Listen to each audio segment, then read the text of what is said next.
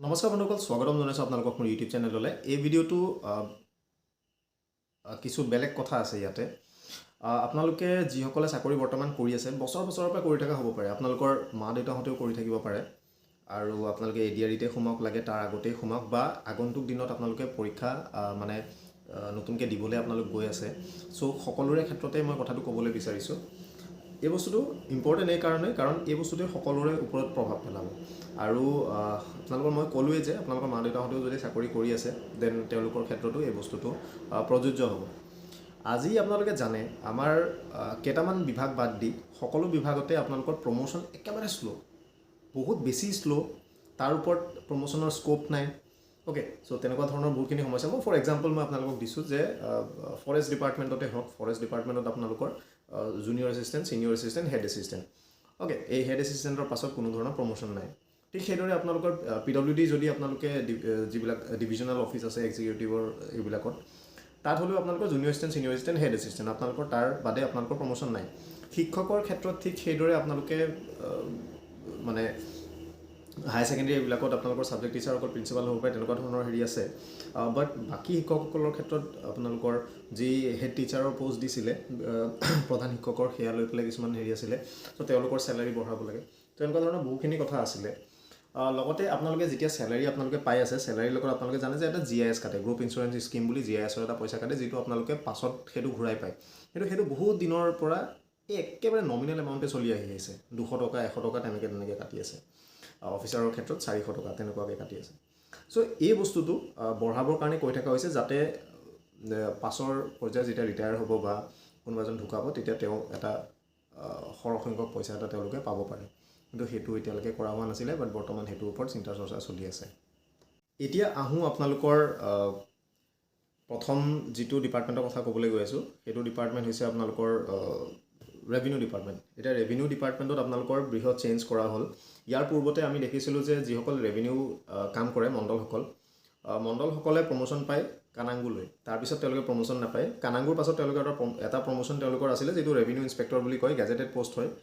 Grade 2 post. চ' এই revenue inspector পদটো বছৰ মানে যুগ ধৰি সেইটো খালীয়ে হৈ আছে, তেওঁলোকে প্ৰমোশ্যন নাপায়, আৰু মেক্সিমামেতো প্ৰমোশ্যন ল'বই নিবিচাৰে, তেওঁলোকে মণ্ডল হৈ থাকিব বিচাৰে। বাট এতিয়া তেওঁলোকৰ সেই এটা আনিছে যে তেওঁলোকে 4টা ষ্টেপলৈকে তেওঁলোকে প্ৰমোশ্যন পাব। চ' ৰেভিনিউ ইনস্পেক্টৰৰ লগতে লেণ্ড ৰেকৰ্ড অফিচাৰ হিচাপেও তেওঁলোকে প্ৰমোশ্যন পাব পাৰে। চ' এই বস্তুটো হৈ গ'ল।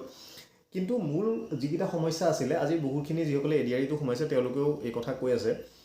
যে তেওঁলোকে যিখিনি ডিষ্ট্ৰিক্টত আহিছে কিছুমান ডিপাৰ্টমেণ্টৰ, তেওঁলোকৰ হাইয়েষ্ট প্ৰমোশ্যনটো হৈছে হেড এছিষ্টেণ্টলৈকে। এতিয়া হেড এছিষ্টেণ্টৰ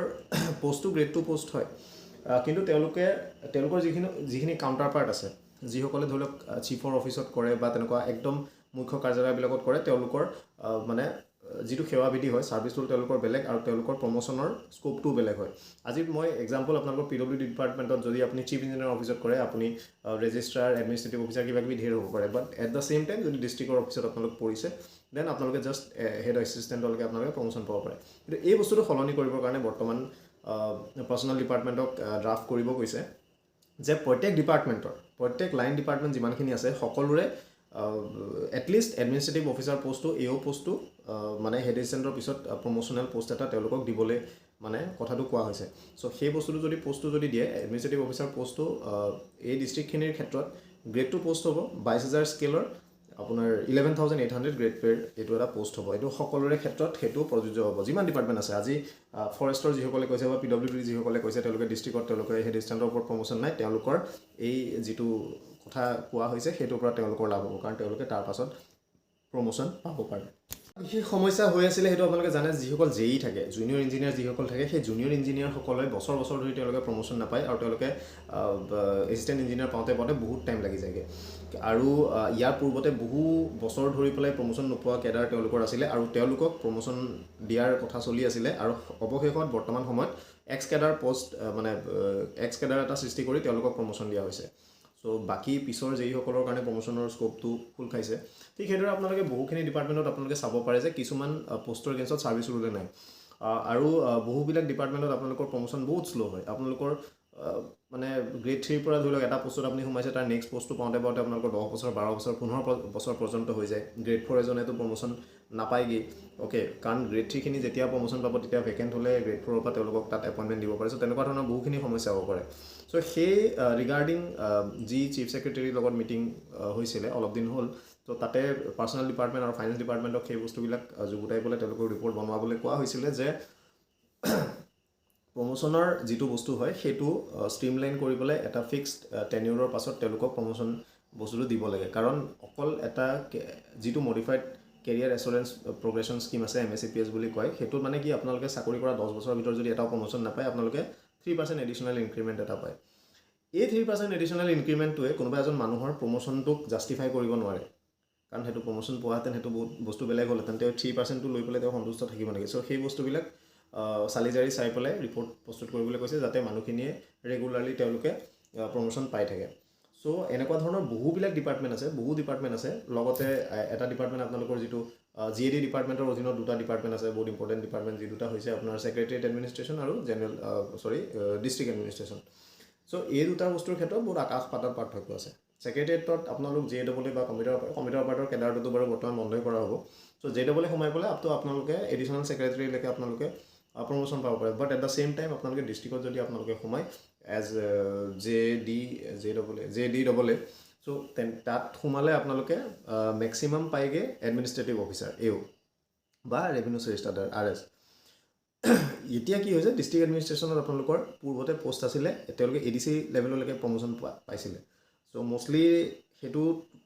1978 নে 1981 নে 1971 কোনোবা এটা সময় আছিলে মই পাহৰিছোঁ তেনেকুৱা সময়ত তেওঁলোকে প্ৰমোশ্যন পাইছিলে কিন্তু তাৰ পাছত বস্তুটো বন্ধ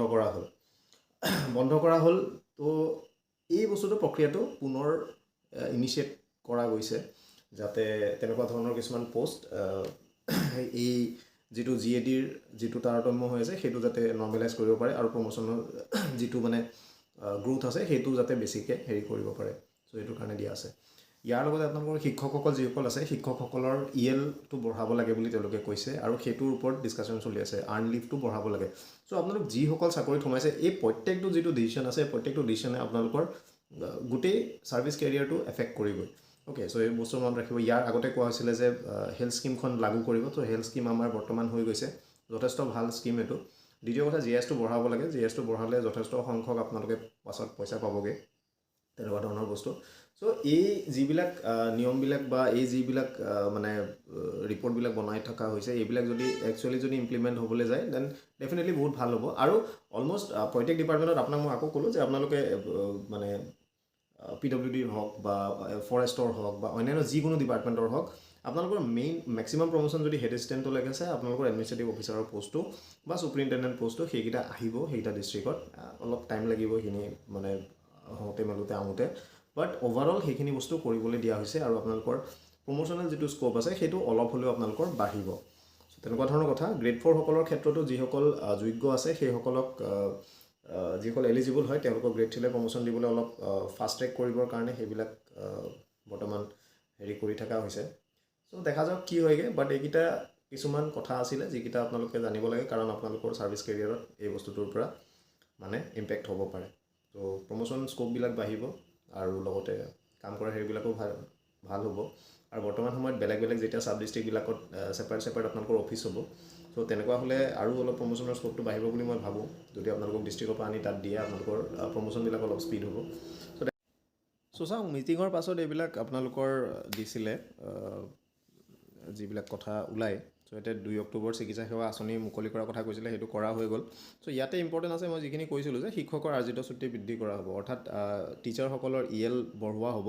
চ' সেইটোৰ কাৰণে ভাল হেৰি কৰিছে 2-3 মাহৰ ভিতৰত এই বস্তুখিনি হ'ব লাগে চ' ইয়াৰ দ্বিতীয়তে দিছে যে সময়মতে সকলো বিভাগত পদোন্নতি নিশ্চিত কৰিবলৈ মুখ্য সচিব বৰঠাকুৰৰ তত্বাৱধানত এখন নিৰীক্ষণ সমিতি গঠন কৰা হ'ব চ' এখন অবজাৰ্ভেশ্যন কমিটি তেওঁলোকে বনাব যিসকলে অবজাৰ্ভ কৰিব বা তেওঁলোকে মানে চাই থাকিব যে বস্তুটো হৈছে নে নাই মানে সময়মতে পদোন্নতি দিব লাগে মই যিখিনি কথা আপোনালোকক কৈছিলোঁ যে 10 বছৰ 15 বছৰ 20 বছৰ পৰ্যন্ত মানে প্ৰমোশ্যন নাপায় চ' সেই বস্তুটো নাইকিয়া কৰিবলৈ যে ৰেগুলাৰলি যাতে প্ৰমোশ্যন হয় সেই বস্তুবিলাক চাবলৈ কমিটি বনোৱা হ'ব ইয়াৰ পিছত সকলো বিভাগত সেৱাবিধি প্ৰস্তুত কৰাৰ বাবে পাৰ্চনেলক কোৱা হৈছে, অৰ্থাৎ ছাৰ্ভিচ ৰুল যিবিলাক পোষ্টৰ ছাৰ্ভিচ ৰুল নাই সেইবিলাকক বনাবলৈ কোৱা হৈছে। তো ইয়াৰ পিছতে আপোনালোকৰ ইম্পৰ্টেণ্ট যিখিনি শিক্ষানুষ্ঠান আৰু অন্যান্য বিভাগত কৰ্মৰত কনিষ্ঠ সহায়কসকলৰ পদোন্নতি সমস্যাটো সমাধানৰ বাবে প্ৰয়োজনীয় বিধি প্ৰস্তুত কৰাৰ বাবে কৰ্মচাৰী বিভাগক নিৰ্দেশ দিয়ে। অৰ্থাৎ আপোনালোকে যদি এই যে আপোনালোকে চাকৰি পাইছিলে যে ইনস্পেক্টৰ অফ স্কুলৰ আণ্ডাৰত বা ইনস্পেক্টৰেটৰ আণ্ডাৰত সেইবিলাকত যে আপোনালোকে মানে চাকৰি পাইছিলে, চ' আপোনালোকৰ মানে প্ৰমোশ্যনৰ কাৰণে বা এডিশ্যনেল আপোনালোকে প্ৰমোশ্যন দিবলৈ কেনেকুৱা ধৰণৰ পষ্ট ক্ৰিয়েট কৰিব পৰা যায় সেইবিলাকৰ ওপৰত তেওঁলোকক এটা ৰিপৰ্ট বনাব দিয়া হৈছে। ইয়াৰ পিছত আপোনালোকৰ